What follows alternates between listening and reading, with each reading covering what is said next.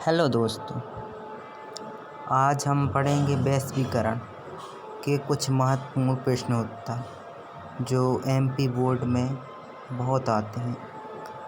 आप सभी से निवेदन है कि सभी प्रश्नोत्तर अपनी अपनी नोटबुक में नोट कर लें और पढ़ें। सभी प्रश्नों में से 100% आपकी बोर्ड परीक्षा में आएंगे। जैसा कि पहला प्रश्न है, वैश्वीकरण से आप क्या समझते हैं? तो इसका उत्तर कुछ इस प्रकार होगा कि वैश्वीकरण का अर्थ होता है प्रवाह है। तो यह प्रवाह भी कई तरीक़ों का हो सकता है। जैसे नंबर 1 है विश्व के एक हिस्से से विचारों का दूसरी जगह पहुंचाना। दूसरा है वस्तुओं का कई देशों में पहुंचाना व्यापार के रूप में। तीसरा है बेहतर काम की तलाश में किसी और देश में जाना और काम करना। चौथा है संस्कृति जब बदलती है। पांचवा है नए विचारों को अपनाना। और इससे हमें एक नोट भी पता चलता है कि जब एक देश से दूसरे देश में वस्तु, विचार, पूंजी, व्यक्ति या संस्कृति पहुंच जाती है तो उसे वैश्वीकरण कहते हैं। तो आप लोग समझ सकते हैं कि वैश्वीकरण का शाब्दिक अर्थ यह होता है कि जैसे हम हमारी भाषा में समझें तो हमारे देश से यदि हम किसी दूसरे देश को कोई चीज़ निर्यात या आयात कर रहे हैं तो हम उसे वैश्वीकरण कहते हैं। इसी प्रकार हमारा दूसरा प्रश्न है, आप सभी से निवेदन है कृपया नोट में लिखते चलिए क्योंकि ये क्वेश्चन बहुत इम्पोर्टेंट है। अगला क्वेश्चन है वैश्वीकरण के कारण, यानी जो वैश्वीकरण होता है इसके कारण क्या होता है? तो उत्तर है कि प्रौद्योगिकी के कारण विचार, वस्तु, पूंजी एक जगह से दूसरी जगह पहुंची और छपाई तकनीक, विश्व की घटनाओं का असर। अगला प्रश्न है वैश्वीकरण के राजनीतिक प्रभाव, अर्थात कि जो वैश्वीकरण होता है इसके राजनीतिक में क्या प्रभाव होता है? उत्तर है कि विभिन्न राजनेताओं द्वारा वैश्वीकरण नीति तैयार करना, जैसे कि यूएनओ, यह कई देशों को एक करता है। संयुक्त राष्ट्र संघ, WHO, वर्ल्ड हेल्थ ऑर्गेनाइजेशन, यह WHO एक ऐसी संस्था है जो सभी देशों में दवाइयों का लॉन्च करती है और बाकी देशों में ही पहुंचाती है। तो यह WHO पूरे विश्व को स्वास्थ्य कार्यक्रम चलाता है। और अगला है कि सभी देशों की समस्या के लिए मिलकर काम करना। संचार और नई मीडिया से राजनीतिक मजबूत करती हुई सरकारों के काम करने की शक्ति में कमी तथा बढ़ोतरी हुई। नई प्रौद्योगिकी के कारण देशों का विकास, सरकार ने अपने काम को लोक कल्याणकारी योजना को महत्व देना शुरू कर दिया। बाजार, आर्थिक, सामाजिक परियोजना का ध्यान देना। मतलब ये सभी काम जो हैं वैश्वीकरण की राजनीति पर प्रभाव करने के कारण हुए हैं। अगला जैसे प्रश्न आता है कि वैश्वीकरण के सांस्कृतिक प्रभाव क्या क्या पड़ते हैं? तो उत्तर है सांस्कृतिक में नंबर 1 प्रभाव क्या पड़ता है हमारा कि खान पान में बदलाव हो जाता है। जैसे कि पहले हम भी घी खाते थे और अब चाउमीन, मोमोज खाते हैं। तो ये किसका? वैश्वीकरण का संस्कृति पर प्रभाव है। दूसरा क्या प्रभाव पड़ा है कि रहन सहन में बदलाव हुआ है। जैसे पहले हम जल्दी सोते थे और अब बहुत रात तक सोते हैं। और पहनावे में भी बदलाव हुआ है कि अब ज़्यादा लोग धोती को छोड़कर जीन्स पहनने लगे हैं और पश्चिमी सभ्यता की ओर जाने लगते हैं, जो कि पहले हम इस सभ्यता में नहीं थे और अब हम पश्चिमी सभ्यता की ओर जाने लगे हैं।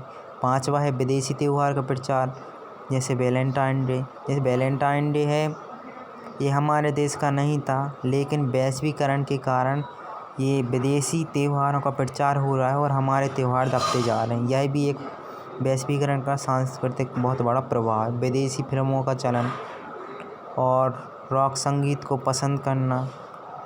आजकल संगीत भी ऐसे आ रहे हैं जिन्हें सब लोग पसंद कर रहे हैं, जो हमारी संस्कृति को बिल्कुल नीचे कर रहे हैं।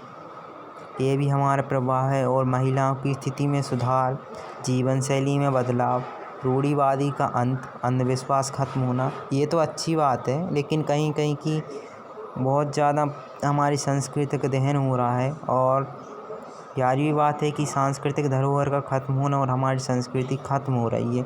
ये भी सही बात है कि हमारी जो सांस्कृतिक धरोहर थी वह धीरे धीरे ख़त्म होती जा रही हैं।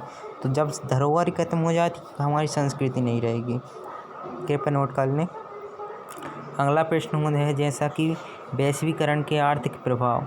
इसका मतलब ये होता है कि आपके पास कुछ ऐसा ही आ जाएगा क्वेश्चन कि वैश्वीकरण का हमारे देश में आर्थिक प्रभाव क्या पड़ा है या कारण लिखिए। तो उत्तर कुछ इस प्रकार लिखना है आपको कि मुक्त बाजार व्यवस्था, ऐसे एक देश दूसरे देश से व्यापार कर सकता है और पूंजी का एक से अधिक देशों में निवेश हो जा सकता है, विश्व व्यापार में इजाफा हो सकता है, बहुराष्ट्रीय कंपनियों का प्रचार, भारत में कई विदेशी कंपनी हैं, धनी देशों का विकासशील देशों में निवेश, जैसे कि अमेरिका देशों के व्यापारी हमारे देश में निवेश कर रहे हैं, विकसित देशों की कठोर वीज़ा नीति, जैसे कि जो देश विकसित है वह नहीं चाहते कि कोई और व्यक्ति उनके देश में व्यापार करे, इसलिए वह वीज़ा लगाते हैं, और IMF, WTO, WB की स्थिति मजबूत होना, और है गरीब देशों को बर्बाद होना, पूंजी की आवाजाही पर प्रतिबंध कम हुआ, इंटरनेट और कंप्यूटर से जुड़े सेवाओं में बढ़ोतरी हुई है। प्रश्न जैसे अगला है कि वैश्वीकरण के सकारात्मक तथा नकारात्मक प्रभाव बताओ। इसका अर्थ ये भी होता है कि वैश्वीकरण जो है, तो वैश्वीकरण से हमें क्या लाभ होते हैं और क्या हानि होती है। तो हम इसे कुछ इस प्रकार लिखेंगे। सकारात्मक प्रभाव जैसे कि क्या है कि विश्व व्यापार में बढ़ोतरी हुई है, महिलाओं की स्थिति में सुधार हुआ है, विभिन्न देशों के संबंधों में सुधार हुआ है, इंटरनेट द्वारा आज जानकारी विश्व भर में पहुंचाई जाती है, प्रौद्योगिकी तक विभिन्न देशों की पहुंच बढ़ी हुई है, पूंजी का प्रभाव बढ़ रहा है और रूढ़िवादी खत्म हो गई है, वस्तुओं का प्रभाव भी तेज़ी से बढ़ रहा है। और जैसे नकारात्मक मतलब वैश्वीकरण से क्या हानि हुई, तो देखो जैसे गरीब देश का ज़्यादा लाभ नहीं हो रहा है, संस्कृति गरीब देशों की कम होती जा रही है, आर्थिक लाभ ज़्यादा विकासशील देशों को होता है, गरीब देशों को नहीं होता। दुनिया भर के लोगों ने इस विरोध किया है और WS के मंच में, मतलब जो WS मंच होता है इसका दुनिया भर के लोगों ने इस वजह से विरोध भी किया है। और विदेशी संस्कृति को अपना कर हम अपनी संस्कृति को ख़त्म कर रहे हैं, यानी जो विदेशी संस्कृति है उसे हम यदि अपनाएं ना तो हमारी संस्कृति ख़त्म ना हो, लेकिन वैश्वीकरण के कारण हम विदेशी संस्कृति को अपना रहे हैं, इसलिए हमारी संस्कृति ख़त्म होती जा रही है। लास्ट पॉइंट है कि लोगों की आवाजाही उतनी नहीं बढ़ रही है जितनी वस्तुओं की बढ़ी है। आज जो हमने वैश्वीकरण चैप्टर पढ़ा, इसके महत्वपूर्ण क्वेश्चन थे।